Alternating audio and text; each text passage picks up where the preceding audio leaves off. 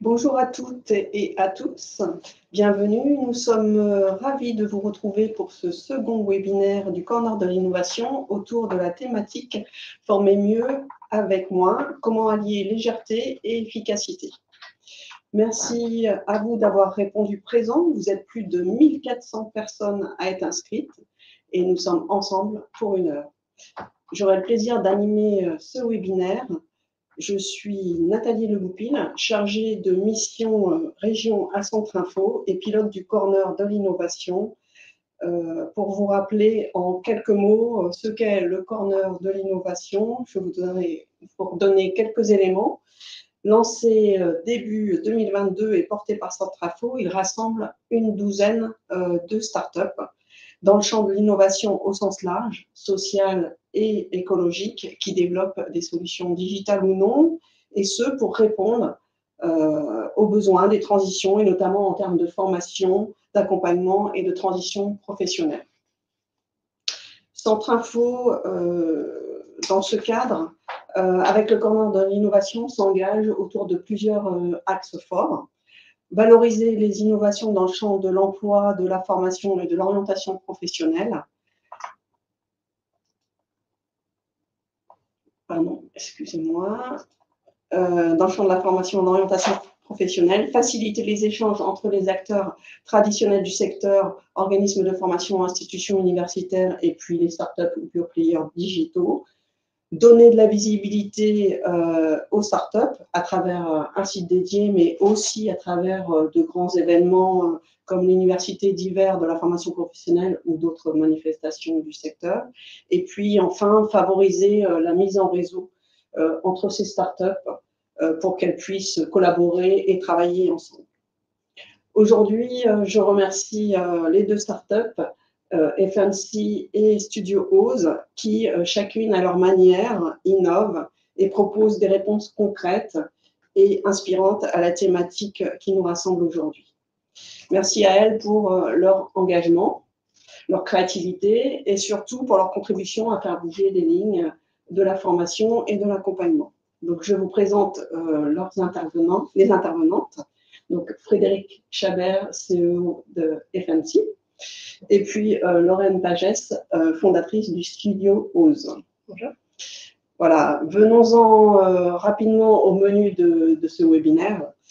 Dans un contexte en fait de crise multiple et où la plupart d'entre nous vivent dans des environnements professionnels qui sont dominés par l'hyperconnexion et puis l'info-obésité, eh bien, il devient essentiel de repenser la formation pour l'adapter à notre époque.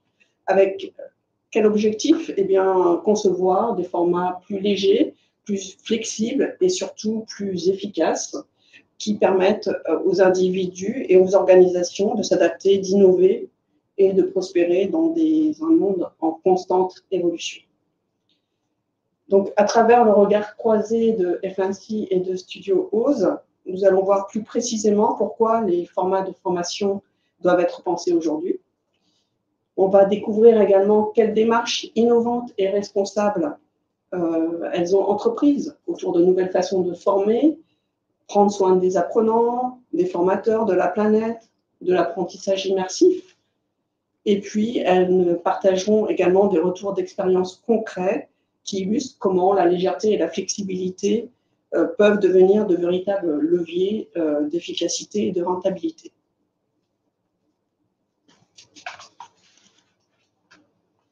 Avant de leur laisser la parole, je voudrais préciser des aspects plus logistiques.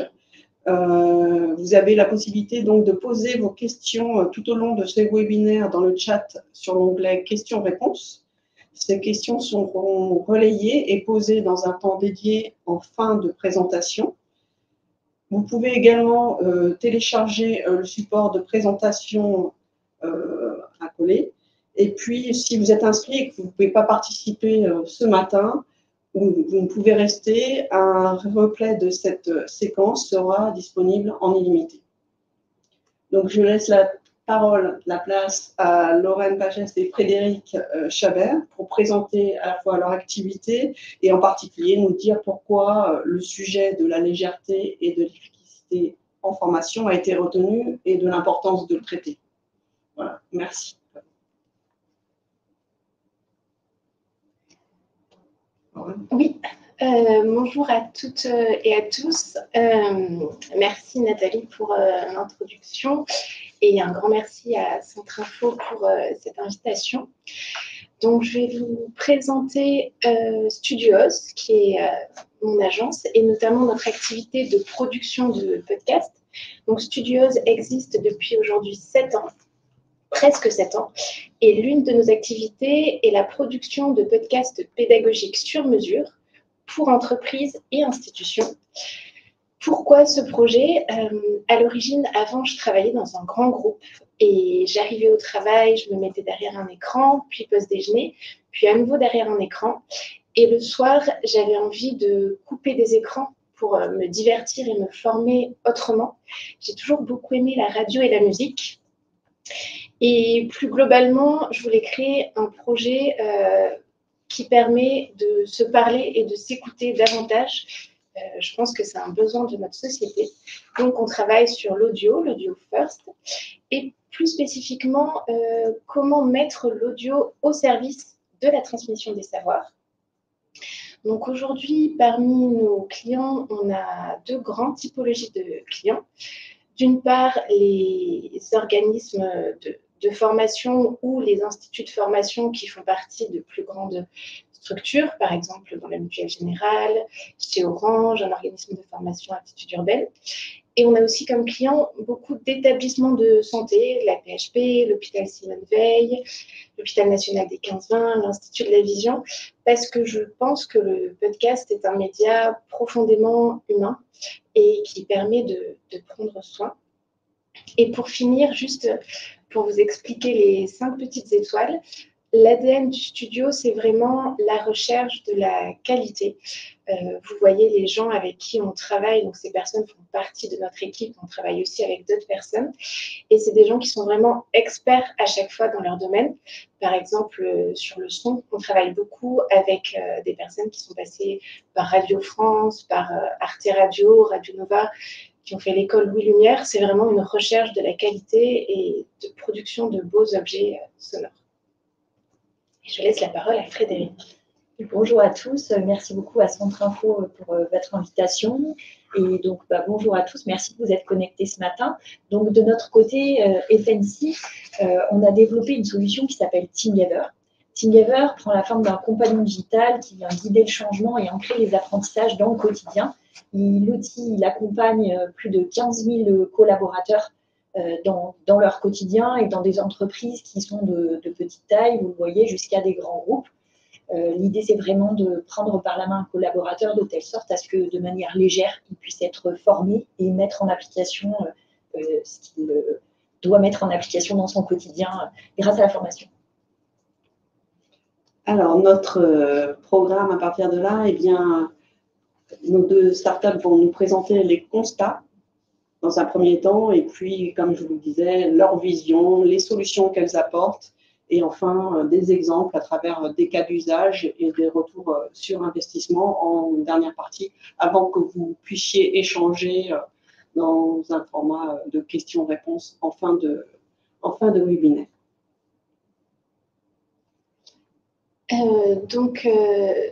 D'abord le constat. Le constat ça va être une slide assez rapide, mais sur notre société au global. Aujourd'hui, le dérèglement et les fluctuations ne sont plus une prédiction, c'est vraiment un état de fait. Quand on parle de dérèglement climatique ou d'événements climatiques extrêmes, la COP30 commence bientôt.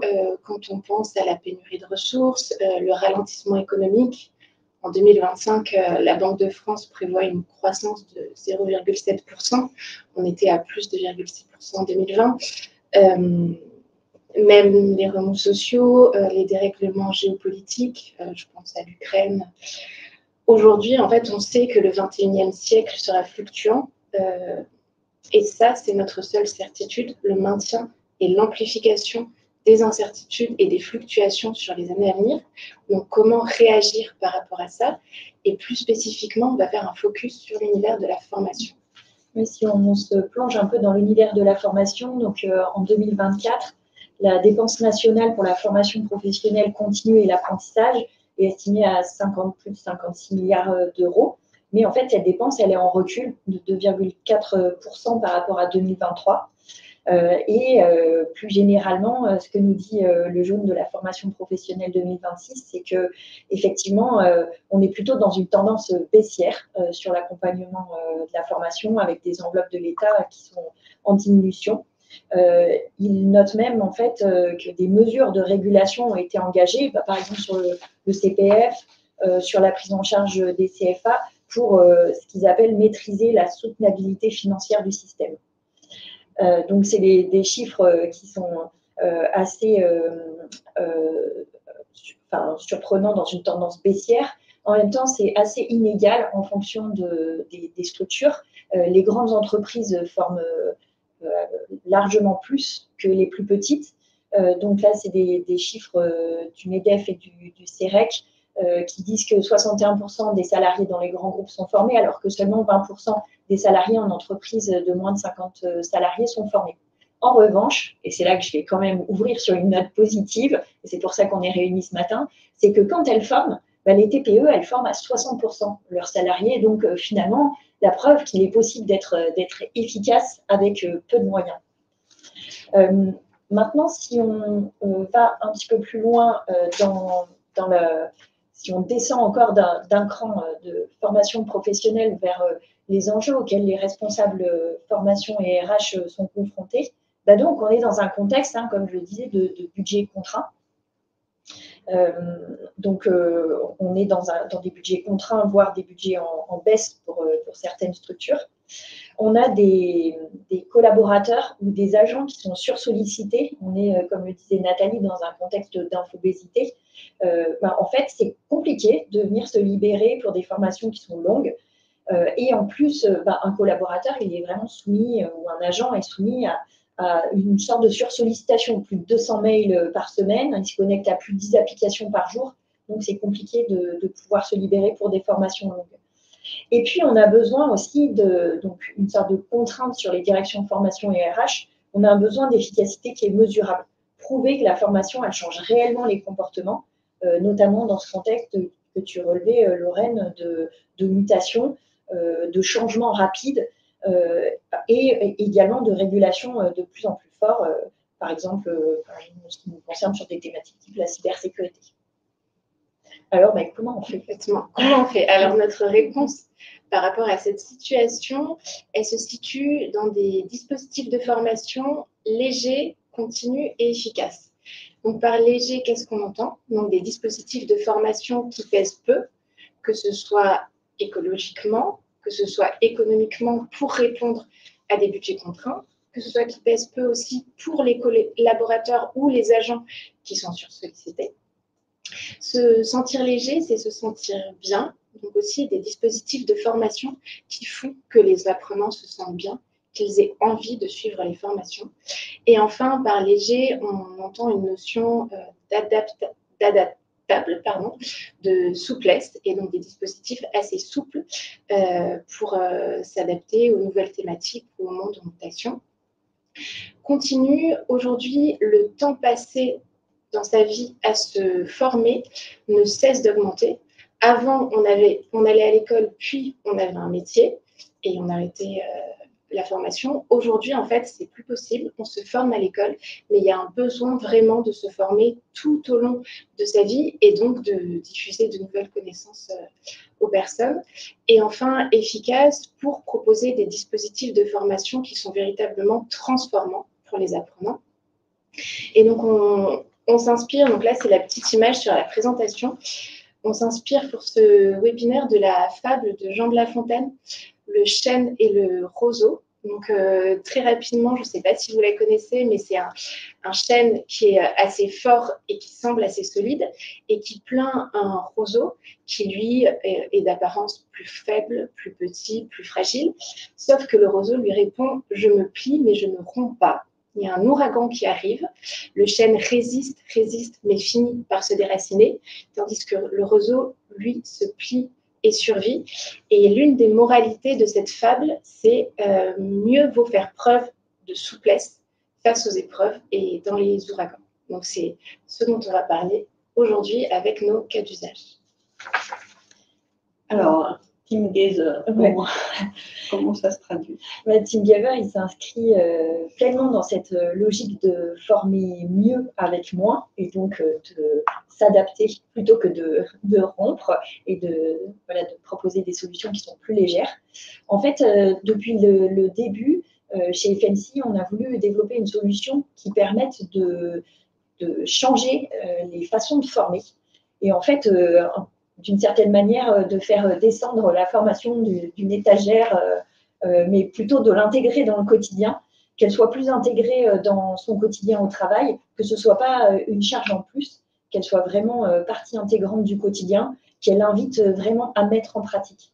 Et donc, en soi, finalement, on prend soin des apprenants, puisque, en fait, je vous en dirai un petit peu plus après sur comment ça fonctionne, mais on utilise des micro-modules qui sont contextuels et qui s'intègrent totalement dans les outils du quotidien. Notamment, on est intégré dans Microsoft Teams ou dans Slack pour ceux qui l'utilisent. Et en fait, l'idée, c'est que ce soit vraiment sans effort pour le collaborateur, qu'il ait accès à une formation par petites bouchées sur du 3, 5, 10 minutes, grand maximum, qui est interactive, ludique. Et donc, finalement, avec ces petites bouchées, on vient former en continu pour venir agir sur les réflexes et changer les comportements. Si je prends un exemple rapide, par exemple sur la formation au feedback, comment formuler un feedback à ses collègues, à ses collaborateurs, au lieu d'avoir une formation qui est dense, là on vient inviter à mettre en pratique en proposant aux collaborateurs, à l'agent, de se préparer à formuler un feedback et puis ensuite, hop, passe à l'action, va formuler ton feedback. On prend soin également des formateurs, parce que comme on le voyait tout à l'heure, il y a un besoin, une nécessité de prouver l'efficacité. Nous, ce qu'on propose, c'est une efficacité mesurable. En fait, on l'a voulu dès le départ, ça fait partie de nos valeurs. Chaque session, elle est traçable et elle améliore durablement les pratiques et on est en capacité de donner aux formateurs, de donner aux RH, de donner aux responsables formation cette capacité de venir s'assurer qu'effectivement, on a bien atteint cet enjeu d'efficacité.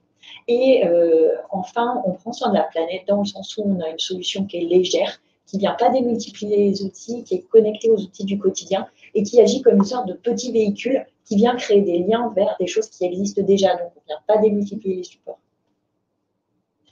Et donc, en résumé, former mieux avec moins, c'est former autrement. Et je pense que Lorraine ne va pas me démentir. Et finalement, en transformant la formation en réflexe collectif plutôt qu'en événement ponctuel, TeamGaver permet d'acculturer durablement sans surcharge, de rendre la formation accessible à toutes les tailles d'entreprise et de mesurer concrètement l'impact humain de chaque micro-apprentissage. Et donc, est-ce qu'il est possible de personnaliser les micro-parcours de TeamGaze? Oui, absolument. Notre solution, elle a été conçue pour ça. Donc, en fait, TeamGaver, c'est un compagnon digital qui vient établir une discussion directe avec chaque collaborateur. Donc, le côté personnalisation, il existe à la fois sur le côté qu'est-ce qu'on va venir véhiculer comme message au travers de TeamGaver, mais également pour le collaborateur, de venir, en fait, son attention est captée donc dans son quotidien, en situation de travail, et puis il est guidé, et donc c'est lui qui peut venir faire des choix dans l'itinéraire qu'il va prendre dans son interaction avec TeamGaver. Et comme je le disais tout à l'heure, on propose des indicateurs, donc on collecte des feedbacks, des indicateurs de suivi de l'efficacité de la solution.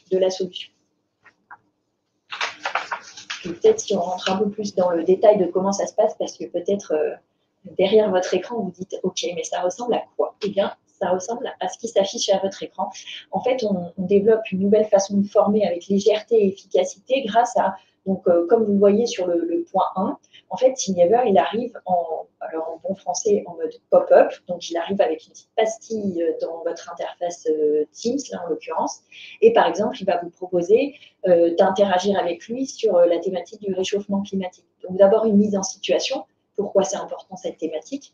Ensuite, au point 2, par exemple, là, sur cet exemple, on a un quiz. pour venir mobiliser l'intérêt de celui qui interagit avec TeamViewer. Et puis derrière, donc c'est un quiz autocorrigé, on va pouvoir interagir, proposer d'autres types de contenus. Voilà, est-ce que tu avais une bonne réponse ou pas, pourquoi, etc. Donc on vient vraiment interagir et rendre les parcours ludiques, et tout ça étant complètement personnalisable. Et pour alors, de mon côté, pour ce qui est de Studioz et pour ce qui est des podcasts, en quoi ce sont des outils, selon moi, légers et efficaces. Le premier point est que le podcast est un média sobre, un média écologique, notamment par rapport à la vidéo. Il est moins consommateur de bande passante, moins consommateur d'espace de stockage. Même le process de production d'un podcast est moins consommateur d'énergie. Et d'ailleurs, c'est un chiffre de l'ADEME qui explique que le débit du streaming audio est jusqu'à 30 fois plus faible que celui du streaming vidéo. Et ça fait partie des recommandations de l'ADEME, quand cela fait sens, je dis bien quand cela fait sens parce que ce n'est pas toujours le cas, mais privilégier l'audio versus la vidéo versus le poids de l'image. Donc, c'est un média qui est sobre, mais extrêmement puissant. Et donc là, c'est le deuxième point, la puissance de la voix. Je donne souvent un exemple quand je présente ma société, c'est celui de Pythagore. Pythagore, quand il a créé son école, pendant les premières années, il professait derrière un rideau. Les apprenants ne le voyaient pas et se concentraient juste sur le fond, sur sa voix, sur ce qu'il racontait. Et ainsi, il ne regardait pas comment il était habillé, à quoi il ressemblait. Et on se concentre ainsi, en tant qu'apprenant, sur ce qui compte, sur ce que la personne dit. On se concentre vraiment sur l'expertise. Et le deuxième point dont je voulais parler aussi par rapport à la puissance de la voix, donc là, on se place côté auditeur. L'audio, c'est vraiment le média qui va provoquer des images mentales pour venir ancrer les apprentissages. Donc, on a pris une citation de Ivan Illich. Dans l'âge du show, donc qui est notre époque actuelle, l'œil devient dépendant de l'interface plutôt que de l'imagination. Donc, via le podcast, ce qu'on vient faire, c'est fermer les écrans, fermer les interfaces et fermer les yeux et développer l'imagination pour former. Et enfin, le troisième point, c'est la flexibilité du podcast. Donc, le podcast, c'est un média qui est accessible. Donc déjà, économiquement, c'est moins cher de produire un très beau podcast qu'une très belle vidéo. Et accessible pour l'apprenant. Un podcast, c'est vraiment le média qui illustre le concept de Data Wadak. On peut l'écouter où on veut, quand on veut,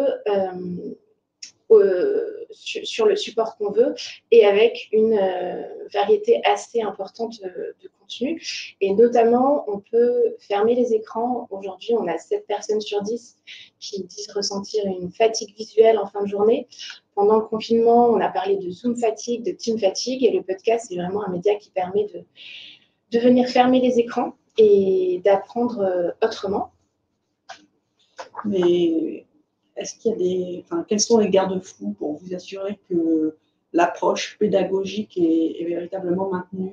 Oui, alors merci pour ta question, Nathalie. Effectivement, au-delà du format podcast, comment on fait pour travailler des podcasts pédagogiques? Donc, on s'appuie sur 2 leviers principaux. Le premier, c'est le récit. On travaille sur les ingrédients qui font une bonne histoire, c'est-à-dire des personnages forts, créer du suspense, des rebondissements pour faire passer des savoirs. Et le deuxième levier, ce sont des innovations pédagogiques et acoustiques. On existe depuis 7 ans. Aujourd'hui, on a des formats éditoriaux pédagogiques qui sont éprouvés. On s'appuie sur une boîte à outils pédagogique qu'on a construite au fil des années. Donc, on s'appuie sur des articles scientifiques, par exemple le modèle par les émotions de Cohen et Keltner. Quelle musique provoque quelle émotion? Et également, on s'appuie sur le jeu de cerveau de notre équipe. De notre côté, si on fait un focus sur ce que peut proposer TeamViewer, donc tout à l'heure, je vais continuer sur la thématique qu'on a vue tout à l'heure, typiquement par exemple sur comment créer des réflexes RSE.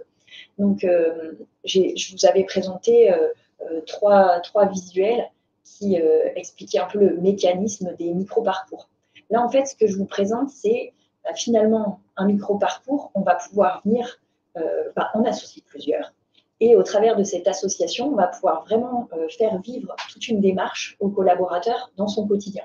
Là, ce que vous avez sous les yeux, c'est une démarche qui prend 3 mois et donc qui vise à créer des réflexes RSE. Donc, la première capsule, donc à chaque fois, ces micro-parcours, ils durent 5-10 minutes grand maximum. La première, par exemple, traite de comprendre le réchauffement climatique. Donc là, on vient d'abord plutôt poser le contexte, les enjeux. Puis, 15 jours plus tard, c'est un pas de 15 jours. Donc, Thingiver, ce n'est pas un outil qui vient sursolliciter. L'idée, c'est vraiment de faire passer les bons messages au bon moment, mais sans sursolliciter le collaborateur, parce que ce n'est vraiment pas du tout ce qu'on vise.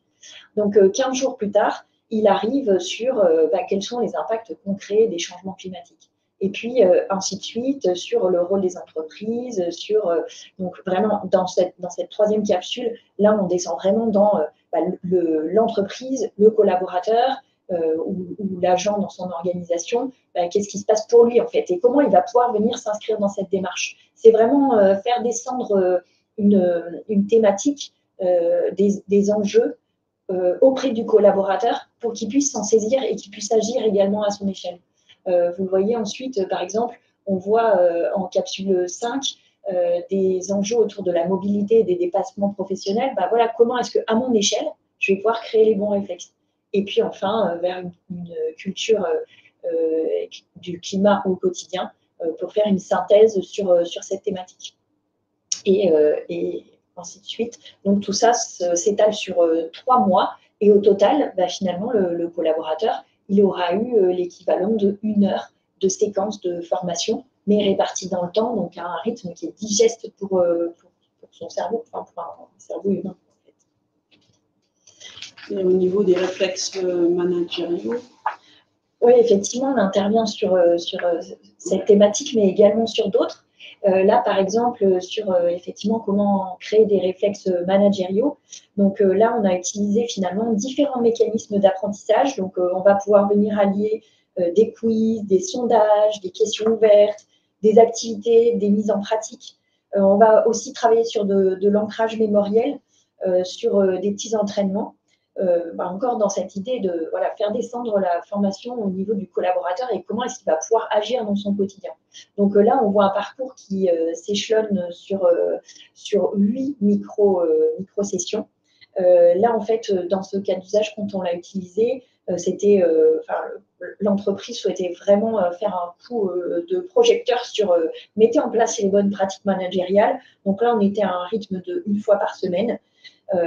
On peut complètement choisir et paramétrer la fréquence de ses envois. Et donc, tout ça a duré sur du coup 2 mois. Avec des petites piqûres de rappel. Et est-ce que Thingiver peut adresser d'autres sujets que le RSE ou le management? Oui, effectivement. En partenariat avec différentes structures, on va adresser, et donc on peut mettre à disposition sur catalogue ou sur étagère des capsules sur, par exemple, la thématique du handicap, comment développer une culture qui est favorable à l'intégration de personnel en situation de handicap. Sachant que, en fait, on est plus nombreux en situation de handicap que ce qu'on croit. Donc, voilà, ça vient vraiment diffuser cette culture du handicap. Donc, ça, c'est avec un partenaire structure de conseil et d'accompagnement.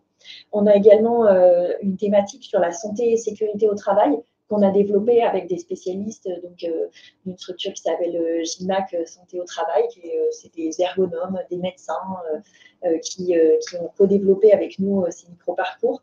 On adresse également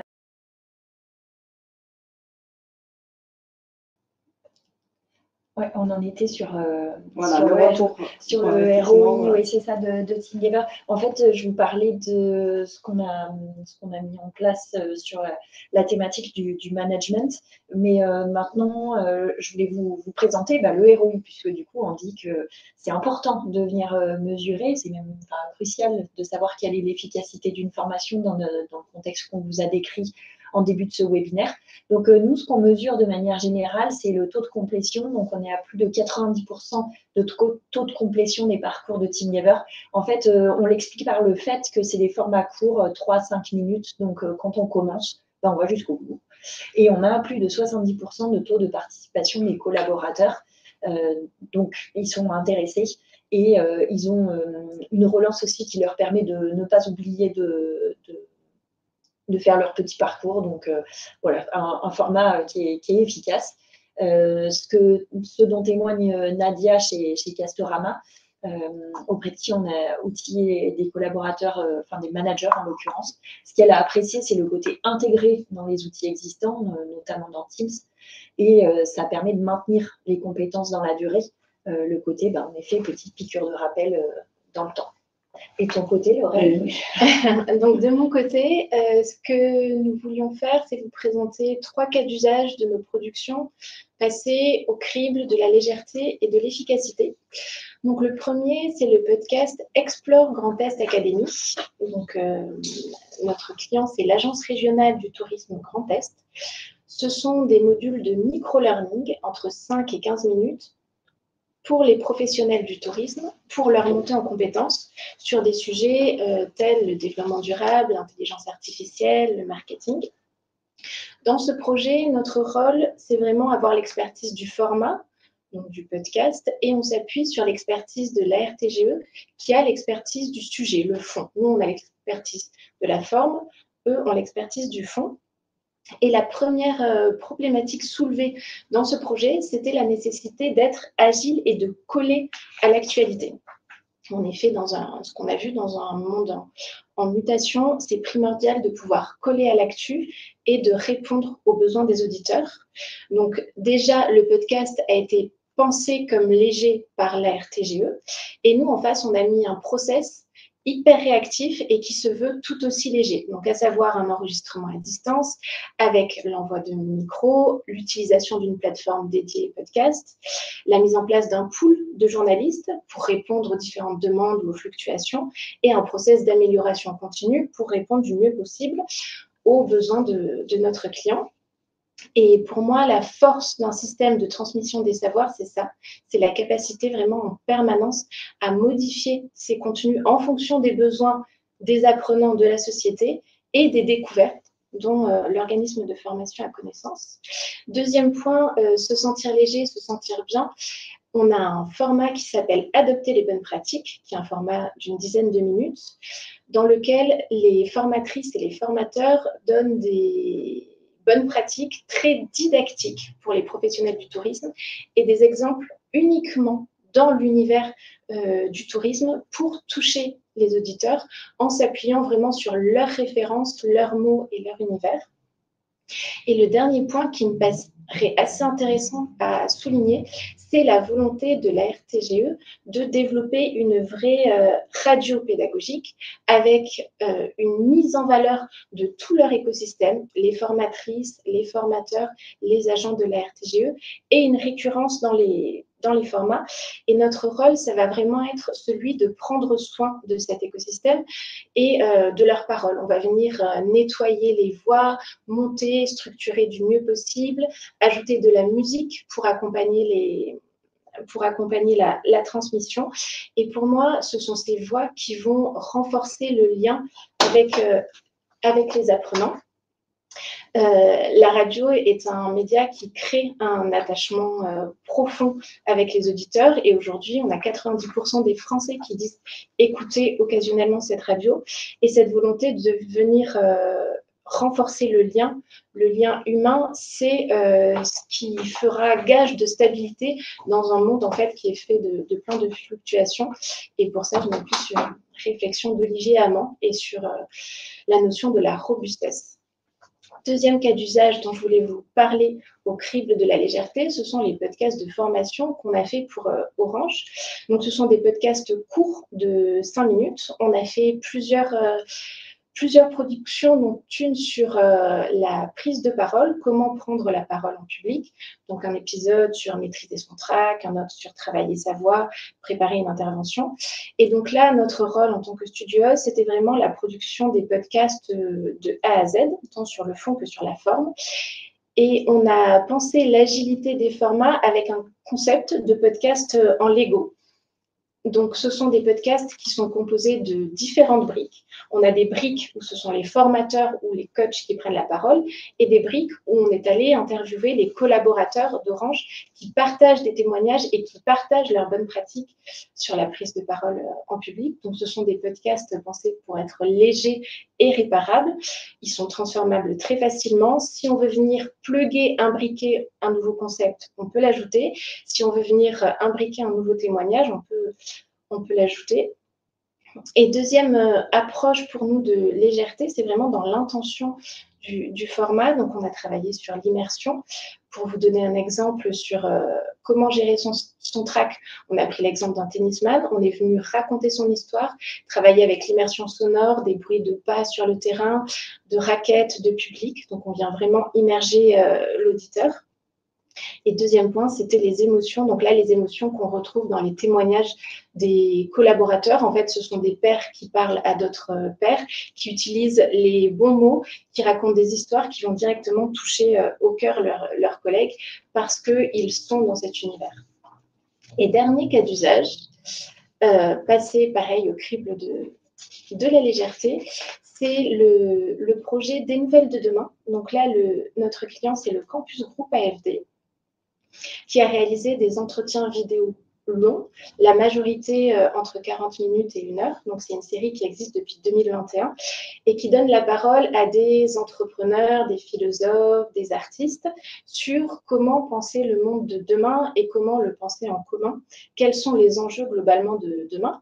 Donc, la série a été lancée en 2021. Nous, on est intervenu en 2023 pour proposer une stratégie de recyclage de contenu et parvenir à toucher une nouvelle audience.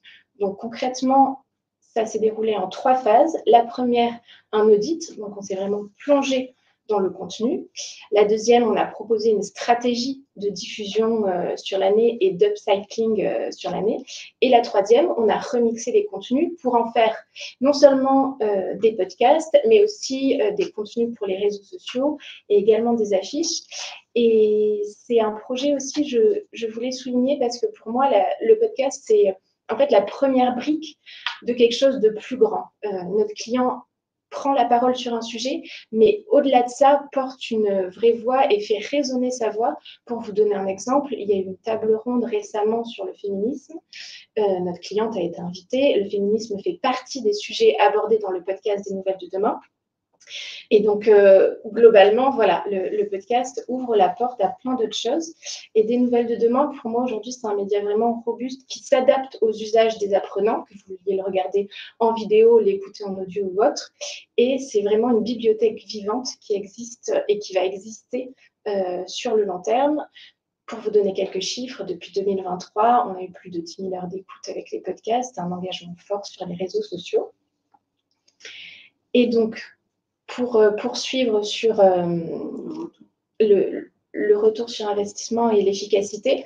Donc là, 2 parties, la première quantitative et la première qualitative. Donc pour rebondir aussi sur les chiffres de Frédéric, on a des taux de complétion moyens qui sont de 60% sur toutes nos productions et sur toutes les plateformes d'écoute, Spotify, Apple Podcasts, etc. Et un écart type très faible, c'est-à-dire que même les contenus longs, les gens les écoutent environ 60%. Donc par exemple, sur un podcast de 45 minutes, on parle au creux de l'oreille de quelqu'un pendant presque 30 minutes. Et ça, c'est vraiment la force du podcast. C'est un média qu'on écoute sur la durée et dont on écoute le fond. Ce qui est difficile avec un podcast, c'est d'amener les gens à l'écouter. Mais une fois qu'on a les gens restent et on vient vraiment provoquer le changement. C'est pour ça que je dis que c'est le média du changement et également on s'appuie sur une étude du CSA et d'Avas Paris de 2022 qui présentait que les auditeurs estiment que le podcast est le média qui incarne le plus le changement et la confiance devant la télévision, la presse et les réseaux sociaux. Donc, c'est en ça qu'un podcast est vraiment un outil léger et efficace, c'est un outil du changement. Est-ce que vous diffusez des podcasts ailleurs que sur les plateformes de grande écoute du type Spotify? Oui, ouais. Complètement. Pour rester dans la formation, on a aussi une plateforme d'apprentissage où on envoie le podcast aux apprenants par des SMS. Suite au podcast, ils ont des mini-quiz pour valider les connaissances acquises. Et là, ça vient booster les taux de complétion à plus de 90%. Et sur le côté et l'approche qualitative, nous, on se sert vraiment du podcast pour aller chercher des prix. Et ce que je disais un peu tout à l'heure, c'est vraiment prendre la parole sur un sujet et faire résonner les engagements ou les expertises de nos clients. Pour vous donner un exemple avec Dorian Alain qui travaille à chez l'hôpital national des 15-20. Là, les 2 dernières années, on a eu 5 prix sur tous nos podcasts santé, et notamment avec le podcast Au fond des yeux, on a reçu le prix podcast santé catégorie patient et le prix Spot Festival en 2024. Et donc, on est en train de travailler sur une nouvelle saison et je voulais vous partager le verbatim que j'aime beaucoup de ma cliente qui nous dit, pour l'épisode 1 qu'elle vient de recevoir, c'est très touchant, drôle parfois et ça fait tellement réfléchir. Le but de ce podcast, Au fond des yeux, c'est de sensibiliser aux pathologies de la vision. Les gens qui ne voient pas, ce sont des gens qu'on voit peu dans cette société. Et pour moi, avec ce verbatim, on touche, on est drôle parfois, donc on est sur la légèreté et on fait tellement réfléchir, on est sur la sensibilisation et on répond à l'objectif de notre cliente, promesse tenue. Merci Lorraine, merci Frédéric pour ces présentations. On va laisser la place parce qu'il y a beaucoup de questions. Si vous voulez, on va en prendre quelques-unes. Si vous voulez donner voilà, des réponses. La première, c'est quelle durée pour les micro-modules? Ces micro-modules, ils sont de 3, 5, 10 minutes grand maximum. Donc, on est vraiment sur du temps court. D'accord. Et comment vous appréciez donc la progression de la compétence du collaborateur, en fait, dans le micro-module? Oui, en fait, on vient associer, donc, comme je disais, différents formats et on vient également mettre des quiz, en fait, dans le contenu pour s'assurer que le lecteur, celui qui interagit, est bien là et a bien compris le message et l'information. Donc, on vient mesurer également des résultats au quiz. D'accord. Encore pour vous, Frédéric, concernant en fait le point de la traçabilité pour les formateurs chez TeamGazer, est-ce que vous pouvez donner un exemple? Oui, sur la traçabilité, donc c'est-à-dire, j'entends ça comme comment est-ce qu'on vient suivre donc les indicateurs, la montée en compétences, etc. En fait, derrière TeamGazer, moi, je vous ai présenté ce que voit l'agent ou le collaborateur dans son quotidien. Mais derrière TeamGazer, en fait, c'est une interface de suivi. Donc, comme je disais, on vient suivre les résultats au quiz, les taux de complétion, les taux de participation. Et donc, on a une interface de suivi qui vient à la fois donner des grands indicateurs, mais également qui vient dans le détail de « Ah, bah tiens, tel participant n'a pas joué son parcours, etc. » Donc, on est vraiment dans un suivi fin. Et ça, c'est tout particulièrement précieux quand on est sur des enjeux réglementaires, typiquement sur la cybersécurité ou avec l'arrivée prochaine de NIS 2, on doit s'assurer que les collaborateurs sont sensibilisés dans le quotidien. TeamGazer, c'est un super outil pour ça. Alors, il y avait une question autour également de comment est gérée l'évaluation. Alors, je ne sais pas si c'était lié, peut-être pouvez-vous compléter? Oui, sur la gestion de l'évaluation, donc voilà, ça va passer sur des quiz, ça va passer aussi sur des questions ouvertes du type, si je reprends l'exemple que j'ai mentionné tout à l'heure sur le feedback, comment est-ce qu'on s'assure qu'un collaborateur, il sait finalement bien formuler un feedback une fois qu'il a suivi la séquence de TeamGazer? En fait, on a des petites capsules où il va pouvoir interagir et par exemple, sur la formulation d'un feedback, la première partie, ça va être par exemple factualiser, la deuxième partie exprimer un sentiment. on va pouvoir s'assurer que le collaborateur, quand il interagit avec TeamViewer, il exprime bien un sentiment en fait dans sa réponse. Lorraine, concernant les podcasts, de quoi est composée la mallette pédagogique? Comment savoir dans quoi piocher et quand? C'est une des questions qui était. Oui, alors la mallette pédagogique, donc là je vais vous révéler nos secrets, mais c'est une mallette qui a été constituée depuis 7 ans. On s'appuie sur les articles scientifiques qui sont autour à la fois du son et de la pédagogie. Donc j'ai cité l'article scientifique et le modèle sur les émotions de Cohen et Keltner, mais on en a plein. On a un chercheur en France qui est assez connu, qui s'appelle Hervé Platel, et qui travaille sur la musique et le cerveau. Donc on s'appuie là-dessus. Il y a beaucoup de recherches en ce moment sur l'impact de la musique sur les gens, également en santé. Donc on s'appuie aussi sur d'autres articles dans tous ces domaines, et c'est notre expertise qu'on a. Cette boîte, on l'a créée, on l'a construite depuis 7 ans. Et alors là, c'est plus question. Les personnes achètent probablement, prioritairement, la formation qui sont prises en charge par les financeurs. Est-ce que vos formations sont prises en charge par ces financeurs? C'est pour moi. Pour vous.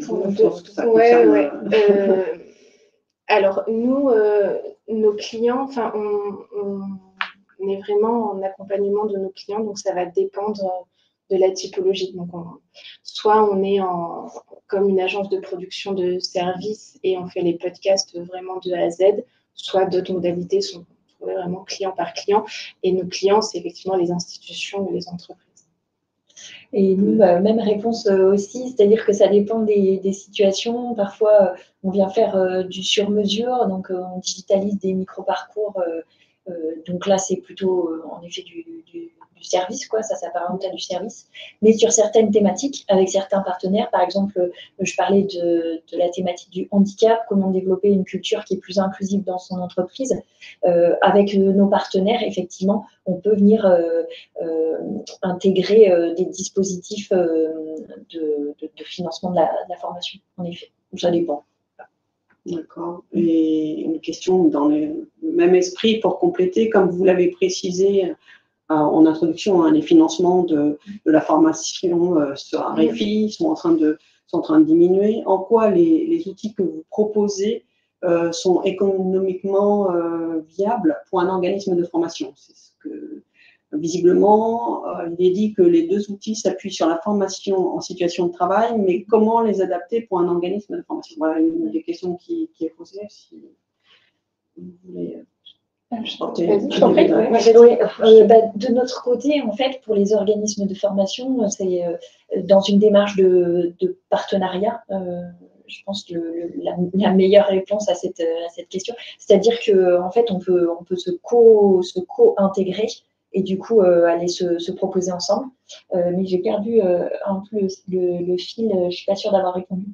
Voilà, comment les outils que vous proposez sont économiquement viable pour un organisme de formation. Ouais.